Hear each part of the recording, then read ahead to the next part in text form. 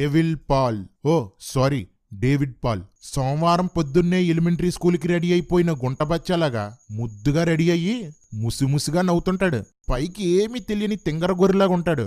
చర్మం వచ్చి గొర్రెదే, కానీ లోపల తోడేలు.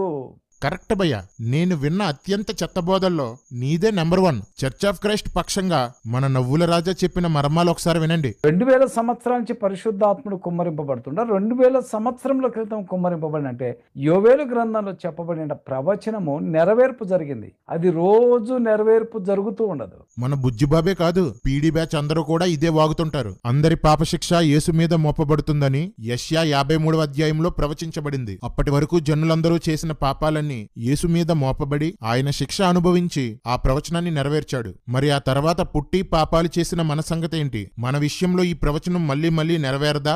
యెషయా 61వ అధ్యాయం 1-2 వచనాల్లో యేసుక్రీస్తు వచ్చి ఆదరణ, విడుదల, విముక్తి కలిగిస్తాడని ప్రవచించబడింది. ఆ ప్రవచనాన్ని యేసుక్రీస్తు లూకాసువార్త 4వ అధ్యాయంలో నెరవేరిపోయింది అని చెప్పాడు. మరి ఆ తర్వాత తరాల వారందరికీ ఆదరణ, విడుదల, విముక్తి ఇక లేదా? కొన్ని ప్రవచనాలు అందరి కొరకు చెప్పబడ్డాయి, అన్ని కాలాల కొరకు చెప్పబడ్డాయి. అవి అందరిలోనూ నెరవేరుతాయి. సర్వజనుల మీద ఆత్మను కుమ్మరిస్తానని దేవుడు వాగ్దానం చేశాడు. ఈ వాగ్దానం చేయబడిన ఆత్మ దేవుడు తన వద్దకు పిలిచిన వారందరికీ వర్తిస్తుంది.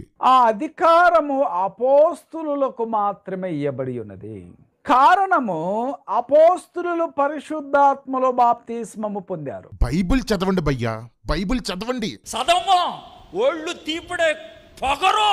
అపోస్తుల కార్యాలు 10:47, 11-16 ప్రకారం కొర్నేలి ఇంటి వారందరూ కూడా పరిశుద్ధాత్మలోనే బాప్తిస్మం పొందారు. వారే కాదు, నేటి వరకు ఆత్మను పొందేవారంతా ఆత్మలో బాప్తిస్మం పొందుతున్న వారే.